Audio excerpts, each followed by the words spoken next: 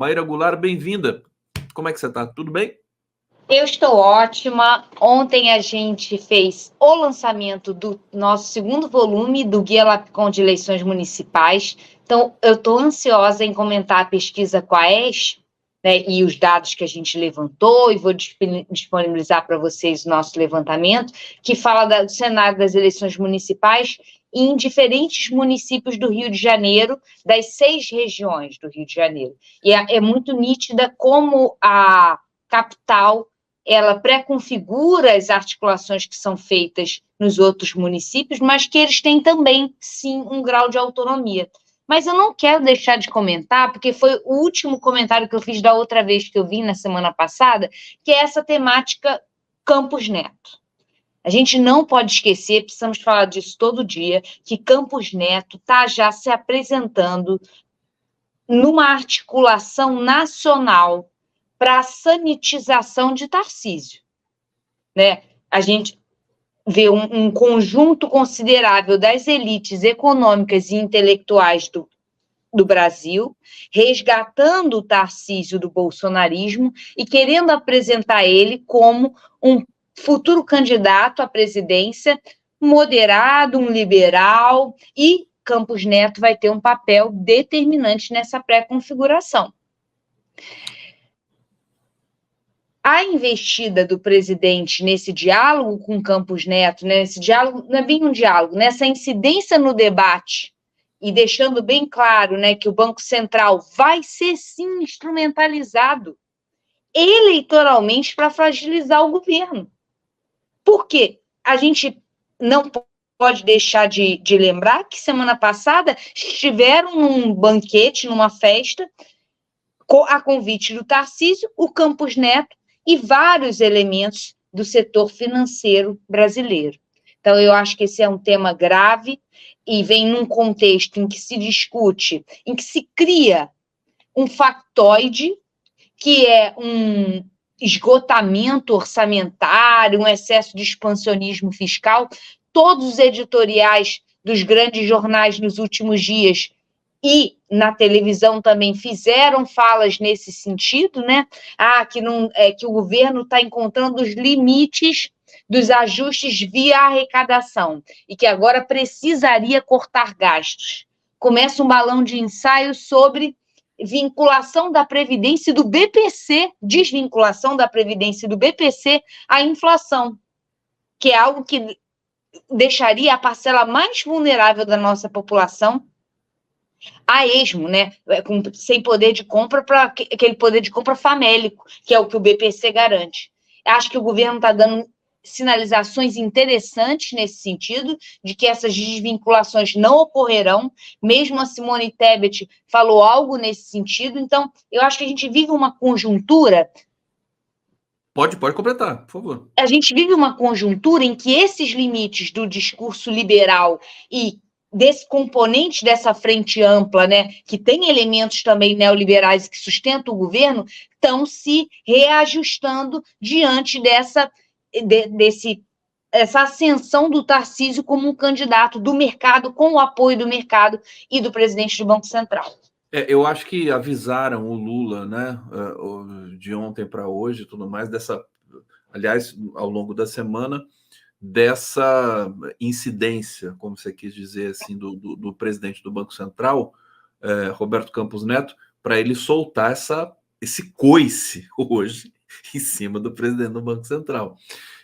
Agora, o governo poderia ser mais duro, como ele é com o presidente do Banco Central, digo Lula e o governo como um todo, também com essas pautas comportamentais bizarras, né? Notadamente a PL do estupro e tudo mais, que o governo só acordou depois que as mulheres foram às ruas. Maíra.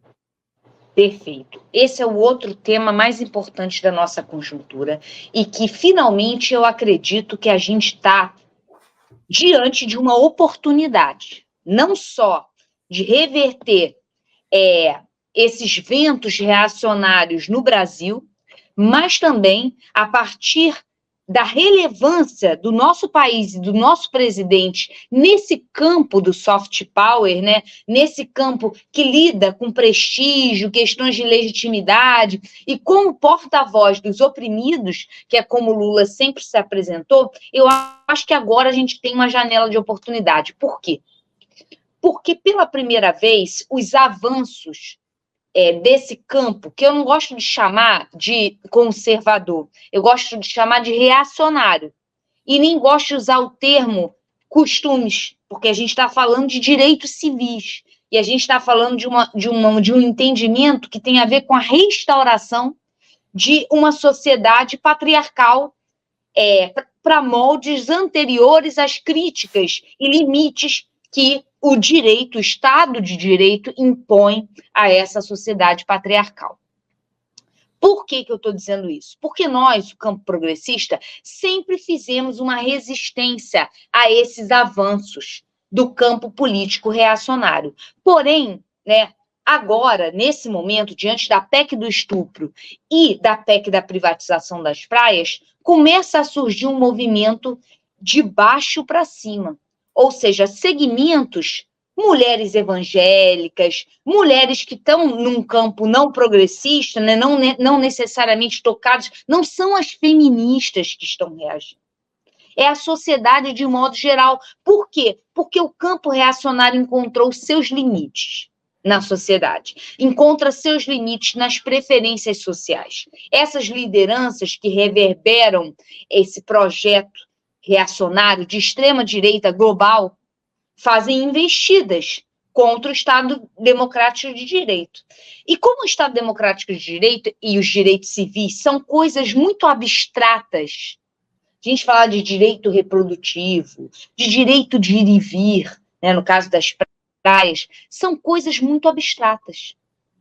E ainda mais abstratas para aqueles que não têm no seu dia a dia o gozo e o usufruto dos seus direitos. Parcelas da população que têm seus direitos notadamente desrespeitados. Porém, quando a gente consegue encontrar uma linguagem que traga para o plano concreto estupro e a praia, violência contra a mulher, a gente encontra eco e começa um diálogo efetivo na sociedade. Então, eu acho que a gente encontrou esse momento em que a gente está tendo interlocução. A gente percebeu que a extrema-direita, ela passou do limite, né? Você tá trazendo essa reflexão. A PEC das praias trouxe essa dimensão, como você está construindo aqui, e esse PL do estupro aí escancarou de vez. Inclusive, a própria direita está dizendo que foi um tiro no pé, já estão admitindo isso. E foi mesmo, né? Agora, a esquerda precisa aproveitar para crescer, inclusive com as mulheres nas ruas. Maíra, o que você acha dessa janela de oportunidade? É ruim falar em oportunidade, porque lembra oportunismo e tudo mais, mas a gente não pode perder a chance de se colocar novamente nessa dimensão que são as ruas no Brasil. Perfeito, exatamente isso. Esse é o momento da gente incidir com força no debate, mantendo um léxico, uma linguagem. A gente sempre conversa sobre linguagem, a gente tem afinidade nessa preocupação. Uma linguagem concreta. A gente encontrou interlocução, a gente saiu de um pedestal em que falávamos de coisas abstratas, direitos reprodutivos, liberdades de autonomia, que vêm dessa família liberal, mas que nunca irrigaram o tecido social. E aí fica esse entendimento de que as pessoas são reacionárias, são conservadoras, quando são preferências muito voláteis e que podem ser mutadas. As pessoas são muitas coisas ao mesmo tempo. A pessoa é evangélica, mas ela é mãe, ela é mulher, ela sofreu tentativas, porque se uma em cada 4 mulheres já sofreu uma tentativa de estupro, o estupro é banalizado, as mulheres são estupradas pelos seus maridos em todas as classes sociais cotidianamente, elas são abusadas pelos seus parentes, pelos amigos dos seus pais. Então, isso está preso, está refreado num cotidiano de violência. A violência é um tema que o campo progressista mobiliza muito mal. Porém, ela perpassa a vida das pessoas que não estão encasteladas em bolhas de prosperidade e de estruturação familiar. Mas, para além dessas bolhas, as pessoas têm seus cotidianos perpassados pela violência. É preciso que a esquerda consiga mobilizar um léxico que fale de violência, de família, de proteção dos corpos. A impressão que dá até hoje, inclusive depois desse episódio, né, que o governo só acordou depois que a gente teve manifestações contundentes nas ruas, ficou hesitando, os ministros não falaram nada. E depois que falaram também, vamos admitir aqui, eu quero saber também a opinião, falaram coisas assim protocolares, né? Não, é inadmissível, nem usaram a palavra inadmissível, é uma violência, falaram qualquer coisa dessa natureza, assim, quer dizer, tudo muito, muito comportado para quem quer se colocar numa posição, digamos assim, de ruptura. Deixa eu trazer aqui um comentário. Deixa eu fazer uma observação, porque o Lula perdeu uma oportunidade. Ele estava no G7, se eu não me engano, quando isso começou. Tá. Ele perdeu a oportunidade de liderar um movimento global em defesa das mulheres. Por que isso precisa ser global? Porque a reação conservadora, né, essa guinada para a extrema-direita, ela se articula globalmente. E a gente tem, esse ano, o maior processo de articulação da extrema-direita global, a eleição de Donald Trump. Lula não pode, ele fica aqui, me pareceu acanhoado da sua magnitude. Ele precisa incidir nesse debate global. Não é uma banalidade, não é uma eleição como qualquer outra, que um estadista tem que se posicionar de maneira neutra. É uma eleição civilizatória. A vitória de Donald Trump num segundo mandato, deixando muito nítido qual é o projeto dele, é um projeto de investida contra as liberdades civis. É um projeto de restaurar um estado de natureza nos Estados Unidos e no mundo, em que o mais forte se sobrepõe ao mais fraco. Lula precisa se manifestar, porque a única coisa que impediu, de fato, o golpe contra a sua ascensão à presidência, agora no final do ano passado, no final de 2022, foi o fato de Biden estar na presidência dos Estados Unidos. E a ascendência dos Estados Unidos sobre os nossos militares, que estudam lá e que admiram muito aquele sistema, é determinante. Uma mudança na presidência vai ser algo que obstacularizará a manutenção desse projeto, que não é um projeto do PT, nem de esquerda, é de manutenção do Estado Democrático de Direito. Você está falando uma mudança na presidência dos Estados Unidos. Perfeito. Uma mudança na presidência dos Estados Unidos. Eu acho que o Lula tem propriedade para falar sobre isso. Você já destacou aqui que a questão do Biden, do próprio Antony Blinken, que vem no Brasil. A gente sabe de toda a história dos bastidores ali de 2022. Biden foi o primeiro a telefonar para o Lula, reconhecendo a vitória do presidente Lula nas eleições de 2022. Agora, tem que ser contundente. Agora, quando a gente cobra o Lula de alguma coisa, Maíra, tem isso também, né? Quer dizer, já tanta coisa que ele tem, né? Ele já tem problemas ali internos, assim, que são talvez os maiores, né? Que ele tenha de enfrentar e ainda tem que cobrar sobre isso. Mas, assim, eu quero só trazer uma pergunta e depois falar das eleições do Rio, senão não vai dar tempo.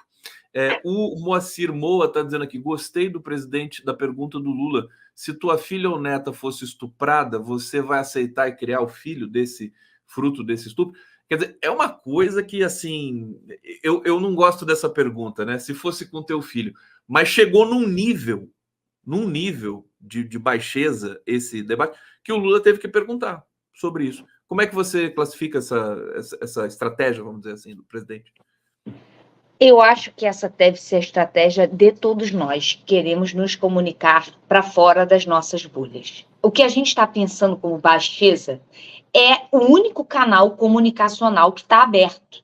Reflexões abstratas, reflexões longas numa cadeia argumentativa não estão mais disponíveis como opção para quem quer se comunicar com uma camada abrangente.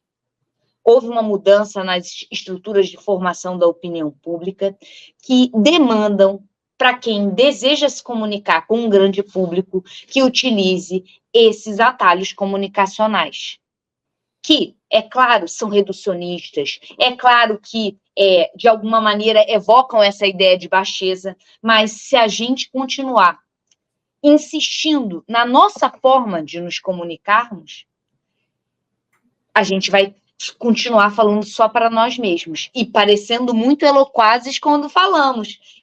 E na nossa interação com nossos pares, seguiremos eloquazes, mas com o grande público não nos comunicaremos mais. E o Lula está chamando atenção para isso. E a gente também conversou na semana passada, não é só ele, outras lideranças de esquerda, como é o caso do López Obrador no México, já compreenderam que é necessário a utilização de atalhos comunicacionais. E o Lula entendeu isso muito antes. Por isso que o Lula não é uma liderança da esquerda e que fala para uma esquerda intelectualizada. Ele é uma liderança popular. É o maior líder popular da nossa história recente, porque ele utiliza atalhos comunicacionais. Mayra Goulart aqui no 11 News. Hoje o 11 News está, assim, uma maravilha, viu, gente? Daqui a pouco a Paula Corad vai estar aqui com a gente, presidenta do PSOL, na sequência aqui do papo com a Mayra Goulart. Eu vi que a Mayra gostou muito também da presença da Paula Corad, e eu também estou muito feliz aqui. Daqui a pouco a gente vai bater esse papo também com a Paula. Olha só, o João Amorim, que é o nosso convidado no terceiro bloco, ele está dizendo o seguinte aqui no chat interno do nosso aplicativo, né? Precisamos manter a mobilização e resistência, precisamos retomar e ampliar campanhas como Meu Primeiro Estupro, a volta a acusar e denunciar o aborto masculino, realçar o número de mães solo, etc. E nesse comentário do João ficou claro para mim, falta campanha do governo, falta mobilização, falta reação do Ministério da Saúde. Achei a fala da Anísia Trindade também sobre essa questão do PL do estupro muito comportada, muito recuada. João Amorim, é tão global que está falando da questão do aborto. Olha que interessante isso aqui, é tão global essa questão das mulheres, do estupro e tudo mais, que a declaração final do G7 teve barrada uma menção ao tema do aborto e do direito reprodutivo das mulheres, proposto pelo Macron, barrado pela Giorgia Meloni, ao argumento de que Macron estava fazendo política tentando influenciar as eleições francesas. Tu viu isso? Eu vi. E isso me chamou muita atenção para como esse debate está muito europeu. É preciso trazer esse debate também para a América Latina, porque ele tem rebatimentos. Eu não chamo nem de rebatimentos. Essa é uma cena global. A extrema-direita se movimenta globalmente. Esses argumentos são disponibilizados globalmente. E as lideranças conservadoras reacionárias do Brasil têm incidência lá fora. Eu não sei se a gente comentou aqui, quando o Chega teve a última performance positiva lá em Portugal, e disso eu posso falar porque eu tenho mais controle sobre esse tema, Silas Malafaia ficou 2 semanas em Portugal, fazendo agitação para o campo da extrema-direita. Então, por que o nosso campo progressista, no caso, principalmente a nossa maior liderança, está aquinhoada para incidir nesse tema? Até porque, quando ele incide internacionalmente, ele cresce também, ainda que com resistências aqui da imprensa convencional e tudo mais, mas ele ganha substância aqui no Brasil. Deixa eu trazer comentários aqui do público, o público aqui participando intensamente do 11 News. Tabacou, o PSOL, está aqui. Bom dia, Conde Maíra. Temos que apoiar a condição de trabalho de todos os militantes do bem coletivo, lutar pela reposição salarial, devolvendo os valores que a inflação confiscou. Obrigado, Tabacou, super abraço para você. Rosângela da Silva Pereira, aqui, bravo Maíra, está aqui adorando a palavra da Maíra. Nelson Roberto de Oliveira, bom dia, Conde Maíra, parece que a ex do Lira está pedindo a palavra e pode acabar de enterrar esse canalha. Será que agora vai?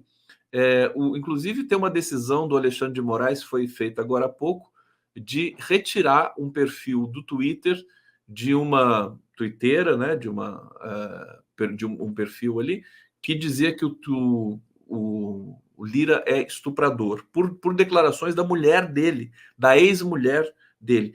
É um barraco daqueles, né, Maíra, mas que também faz parte do debate. Né? Acho que não dá pra... ser explorado, gente. Precisa ser explorado.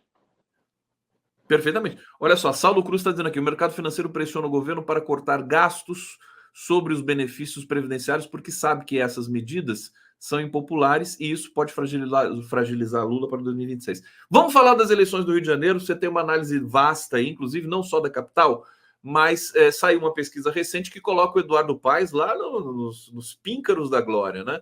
Com 51%. Como é que você está vendo essa situação no Rio, Maíra querida?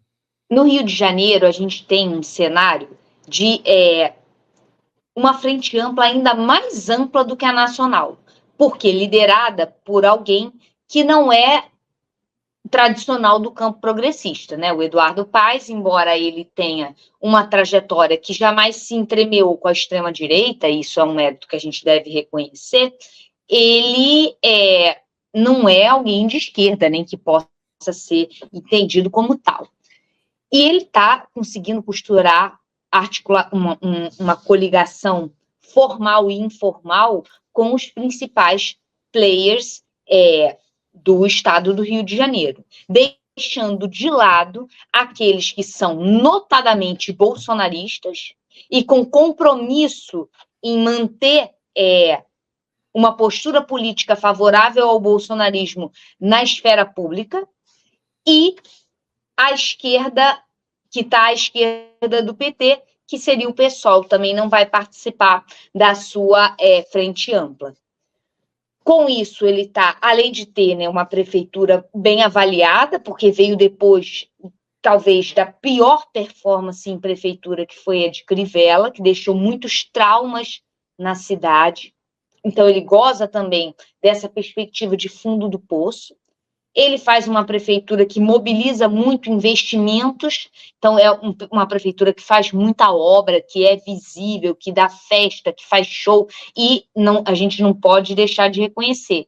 Sabe organizar. No sábado, eu fui na inauguração do Parque de Realengo. Realengo é um bairro do subúrbio do Rio de Janeiro, e ele inaugurou um parque belíssimo, nos moldes de um parque de Singapura, com torres iluminadas que jorram água. No parque tem uma nave do conhecimento com computadores, tudo funcionando da melhor qualidade. A inauguração teve 6.000 pessoas e não teve briga, não teve nenhuma confusão, tudo funcionou, o show funcionou, as pessoas conseguiram comprar comida. Isso é algo que não é isolado. Está acontecendo em vários momentos. O próprio show da Madonna é um exemplo disso. Uma multidão absurda, não deu nenhuma confusão grave. E com isso ele vai se consolidando como não apenas um prefeito que tem grande probabilidade de vencer, a dúvida é se no primeiro turno ou no segundo, eu sou mais... penso que talvez haja um segundo turno, se tudo se configurar como tal, né? Porque a gente tem um terceiro candidato, que é o Tarcísio, que é esse que vem pelo PSOL, com uma margem interessante de intenções de voto, mas também temos o Rodrigo Amorim. Só dar esse dado aqui, porque o Ramagem, que é o candidato do Bolsonaro, está com 11% e o Tarcísio com 8%. Está ali. Exato. E quando a gente pensa num segundo turno, não é só... É igualmente importante você ter um segundo lugar bem colocado, mas também é muito importante você ter terceiros e quartos lugares que tenham algum tipo de dimensão de votação para conseguir que o primeiro não faça 51%. E a gente tem um segundo turno, faça mais de 50%. Então, como a gente tem no Rio de Janeiro, não só o Tarcísio, que é um político consolidado, com trajetória, que tem um recall muito alto, não é um desconhecido, as pessoas sabem quem ele é, e isso é muito determinante numa eleição nacional, mas a gente tem também o Rodrigo Amorim, que vai vir como cão batedor do bolsonarismo, né? Ele não vai ter, não tem a mesma probabilidade que Ramagem tem de se eleger, então ele vai vir no tudo ou nada nessa eleição, e pode causar... mobilizar fake news, radicalizar o debate e, de alguma forma, fragilizar a posição de Eduardo Paes. Mas, de modo geral, ele é um prefeito bem avaliado e que está costurando, no plano do Estado do Rio de Janeiro, uma rede de alianças. Por quê? E é com isso que eu quero finalizar. Porque essa eleição não é só uma eleição sobre a capital. Eduardo Paes já se anuncia como um futuro candidato ao governo do Estado. E, por isso, há uma preocupação, né, em quem será o vice de Eduardo Paes. porque ele será não só prefeito, como um prefeito que, se gozar desse capital político do futuro governador Eduardo Paes, tem grandes chances de reeleição. Então, é alguém que vai ficar por muito tempo na prefeitura do Rio de Janeiro. Por isso que ele não quer deixar essa vice para o PT, nem sei para que outro partido que também que quer essa vice, que é o PSD do Kassab, que é essa vice. O PSD é o partido dele. Ele quer dar para o Pedro Paulo essa vice, né?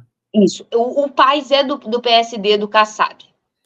O Paes é do PSD, então acho que é o MDB que também está requerendo essa vice. Eu não me lembro. O MDB está com um pé em cada canoa. Uma ala do MDB quer apoiar o Ramagem, principalmente uma ala liderada pelo Washington Reis, que é um prefeito da Baixada Fluminense, que acredita que os seus candidatos, né, seus apoiados, vão precisar do bolsonarismo para ter um bom desempenho eleitoral. Tudo isso eu estou aqui repetindo o que os nossos convidados falaram ontem no debate do lançamento do guia, que a gente lançou, o Guia Lapcom de Eleições Municipais. Eu quero fazer essa menção para não parecer que eu estou me apropriando das ideias alheias. Mas foi dito isso, e foi bem interessante, como que o Washington Reis e alguns outros, né, do MDB e outros partidos que estão nesse centrão, ficam em cima do muro de abraçar a candidatura de Eduardo Paes, porque acreditam precisar de um discurso de apoio do presidente Bolsonaro para ter um bom resultado eleitoral.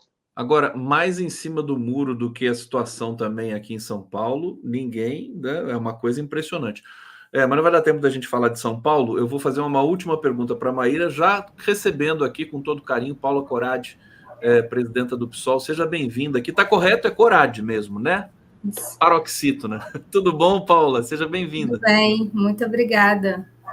Muito obrigada. Olá, Paula. Eu estava falando agora do Tarcísio e da sua candidatura. O Tarcísio, ele inclusive, me parece, setores do PT estão apoiando o Tarcísio. Sim, o Tarcísio vai aparecer como aquele que vai representar a preferência daqueles que não se sentem confortáveis em votar numa coligação muito abrangente ideologicamente, como é a do Eduardo Paes, aqueles que têm preferências mais nitidamente identificadas com a esquerda. Maíra, só uma palhinha sobre o interior do Rio, a questão eleitoral. O que você chegou a ver? O que você viu no interior do Lapcom, né? Que você está fazendo pelo Lapcom? Perfeito. A gente fez levantamento em várias cidades do Rio de Janeiro e a gente observa que nessa eleição a maioria dos partidos está jogando com lideranças já consolidadas e que tenham um capital político já consolidado nos seus municípios. Não vai ser uma eleição de grande renovação. Está se apostando mais naqueles que têm experiência em gestão, que participaram quer diretamente da prefeitura, quer via secretarias ou vereadores muito consolidados. Então, a gente acredita que não vai ser uma eleição marcada pela renovação. E que temáticas como o aquecimento global, as catástrofes climáticas, podem ter alguma incidência e mesmo inserir esse tema no rol das preocupações, que é claro que não são necessariamente constitutivas de uma performance de um prefeito, mas estão se incluindo. E acho, por fim, que essa discussão sobre a PL do estupro tem que ser, sim, mobilizada pelo campo progressista, por aqueles que querem denunciar esse avanço do reacionarismo, porque isso vai ter capacidade de diálogo com a população. Vai ter muito impacto nas eleições, por isso que a direita falou assim, caramba, que besteira que eu fiz. Maíra, brigadíssimo, sempre muito bom te receber, obrigado pela presença. Eu estou vendo a Paula Corradi aqui só de olho na fala da Maíra, tem que colaborar com o PSOL, Maíra. O PSOL vai crescer esse ano nas eleições. Vou conversar com a Paula aqui, a gente vai explorar um pouco essa dimensão aqui. Obrigado, Maíra. Tchau, gente. Eu vou colocar para o Conde o link do Guia Lapcom de Eleições Municipais, porque ele está disponível, ele traça o cenário de várias cidades, pode ser interessante para o pessoal.